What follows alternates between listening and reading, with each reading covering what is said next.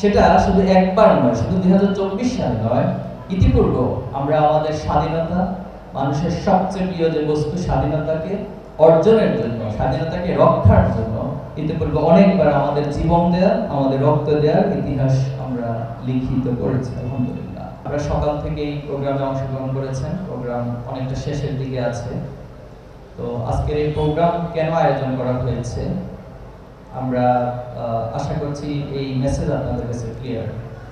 মূলত আমরা চাই বাংলাদেশের দীর্ঘদিনের স্বাধীনতা, সার্বভৌমত্বের পথ ধরে বাংলাদেশ যে জায়গায় এসে পৌঁছেছে, বাংলাদেশের অর্জন তার চেয়ে অনেক অনেক বেশি হওয়ার কথা ছিল। কিন্তু এই সমাজের দুর্নীতি, লুটপাট, চাঁদাবাজি এবং অপরাজনীতি এবং আমরা দক্ষ দেশপ্রেমিক নেতৃত্বের অভাবে এই দেশ যে কাঙ্ক্ষিত মঞ্জিলে, যে কাঙ্ক্ষিত লক্ষ্যে পৌঁছার কথা ছিল, সেই কাঙ্ক্ষিত লক্ষ্যে পৌঁছতে পারেনি। ইসলামী ছাত্র শিবির 2024 সালে 5ই আগস্ট পরবর্তী বাংলাদেশে আজ নিজেকে সবার কাছে তুলে ধরার, ছাত্র শিবিরের দীর্ঘমেয়াদী সে শুরু থেকে যে কাজগুলো, গঠনমূলক কাজগুলো, সেটা আমরা এতদিনই জাতির কাছে তুলে ধরতে আমাদেরকে সুযোগ দেওয়া হয়নি।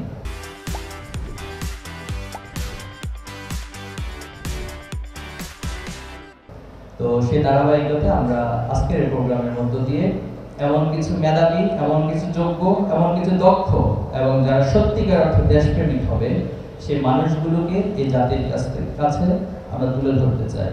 এবং আমাদের যে যোগ্যতা, যে সামর্থ্য রয়েছে, প্রতিভা রয়েছে, এই প্রতিভাগুলোকে খুঁজে এই জাতির যে কাঙ্ক্ষিত সমৃদ্ধ অর্জন, সেই সমৃদ্ধ অর্জনের জন্য আমরা মানুষ তৈরি করতে চাই। সম্মানিত উপস্থিতি, আমরা যদি আপনাদেরকে একটা প্রশ্ন করি যে আমরা এই দেশকে কি ভালোবাসি? এই দেশকে ভালোবাসেন আপনারা?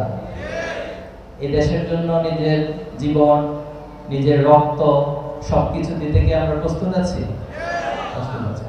এবং সেটা শুধু একবার নয়, শুধু 2024 সালে নয়, ইতিপূর্বে আমরা আমাদের স্বাধীনতা, মানুষের সবচেয়ে প্রিয় যে বস্তু স্বাধীনতাকে অর্জনের জন্য, স্বাধীনতাকে রক্ষার জন্য ইতিপূর্বে অনেকবার আমাদের জীবন দেয়া, আমাদের রক্ত দেওয়ার ইতিহাস আমরা লিখিত করেছি। আলহামদুলিল্লাহ, আমাদের এই বাংলাদেশ অপার সম্ভাবনার বাংলাদেশ।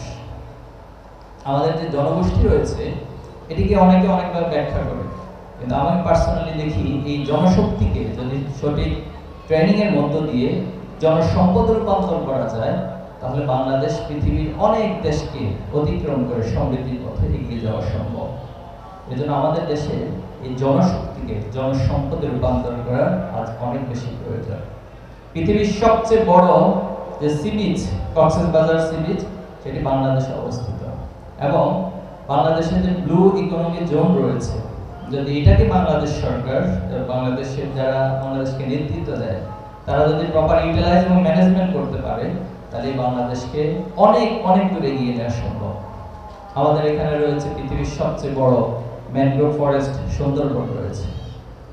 আমাদের এই মাটি পলি মিশ্রিত মাটি, এবং এই মাটি পৃথিবীর খুব কম জায়গায় রয়েছে। এখানে আপনি যাই রোপণ করবেন, সেখান থেকেই সোনালী ফসল, সেখান থেকেই উদ্ভিদ জন্ম নেয়। তো এই যে এতগুলো সম্ভাবনা আমাদের রয়েছে, আমরা কুলাউড়া পাহাড়ের একটা সংবাদ পেয়েছিলাম যে কুলাউড়া পাহাড়ের নিচে ডাইনামাইট রয়েছে, কিন্তু এই আলোচনা, এটা আমাদের কে উত্তরণ করবে, সেটা নিয়ে আমাদের ভাবনা, আমাদের নেতৃত্বরা কখনোই ভাবে না। আমাদের নেতৃত্বরা সবসময় ভাবে কিভাবে করে ভোট ডাকাতি করে, কিভাবে রাতে নির্বাচন করে, কিভাবে করে মানুষকে হত্যা করে, গণহত্যা চালিয়ে ক্ষমতায় টিকে থাকা যায়। আমাদের এই ভূখণ্ডের নেতৃত্বরা সবসময় সেটি পিছনে তারা সময় ব্যয় করেছে। এজন্য আমরা আজকের এই প্রোগ্রামের মধ্য দিয়ে ছাত্র শিবিরের যে গঠনমূলক কার্যক্রম, সেটা আপনাদের কাছে তুলে ধরতে চাই। এবং আমরা চাই যে এই দেশকে নেতৃত্ব দেওয়ার জন্য সত্যিকারের কিছু মানুষ তৈরি হবে। আর এর জন্য ছাত্র শিবির বেসিক্যালি যে কাজটা করে, যে একজন ছাত্রের একাডেমিক এক্সেলেন্সি প্রয়োজন, সেই একাডেমিক এক্সেলেন্সির পাশাপাশি তার যে প্রতিভা রয়েছে, সেই প্রতিভাগুলোর বিকাশ সে সাধন করবে। আমরা একটি কথা সবাই একমত হব যে প্রত্যেকটি মানুষের মধ্যে আল্লাহ তাআলা একটা স্বপ্ন দিয়ে পৃথিবীতে পাঠান। সে যদি শারীরিকভাবে ডিজেবল হওয়ার অথবা শারীরিকভাবে চ্যালেঞ্জের শিকার হওয়ার, প্রতিবন্ধী হওয়ার, কিন্তু এরপরেও তার মধ্যে আল্লাহ তাআলা কোনো না কোনো প্রতিভা দিয়ে রাখেন। আমি একটা উদাহরণ দিচ্ছি, আপনারা হেলেন কেলারের নাম শুনেছেন, তিনি আমেরিকান ঔপন্যাসিক ছিলেন। এই ভদ্রমহিলা নিজের শারীরিক অনেক প্রতিবন্ধকতা সত্ত্বেও তিনি নিজেকে পৃথিবীর বুকে একজন বড় উপন্যাসিক হিসেবে প্রতিষ্ঠিত করেছিলেন। তো সাংবাদিকরা একবার ওনাকে প্রশ্ন করেছিলেন ইন্টারভিউতে যে আল্লাহ তাআলা সৃষ্টিকর্তা আপনাকে শারীরিকভাবে এত অক্ষমতা অথবা এত প্রতিবন্ধকতা সৃষ্টি করেছেন, আপনার কি সৃষ্টিকর্তার প্রতি একটু রাগ বা কষ্ট জন্ম হয় না? তখন তিনি মুচকি এসে জবাব দিয়েছিলেন, সৃষ্টিকর্তা আসলে আমাকে যা দিয়েছেন সেটাকে ইউটিলাইজ করতে গিয়ে, সেটাকে কাজে লাগাতে গিয়ে আমাকে কোনটা যে দেয়নি অথবা কোন চ্যালেঞ্জ আমাকে দিয়েছেন সেটা আসলে চিন্তা করার মতো সময় আমি পাই না।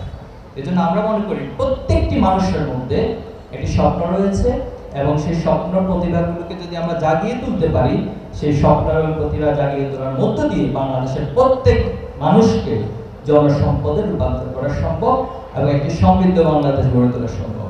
সম্মানিত উপস্থিতি, আমরা চাই ইসলামী ছাত্র শিবির সেই স্বপ্নগুলোকে জাগিয়ে তোলার কাজ করবে এবং সেই স্বপ্নের সারথি হয়ে প্রত্যেকের সাথে সহযাত্রী হয়ে সহযোগী হয়ে ছাত্র শিবির একসাথে করে পথ চলতে চায়।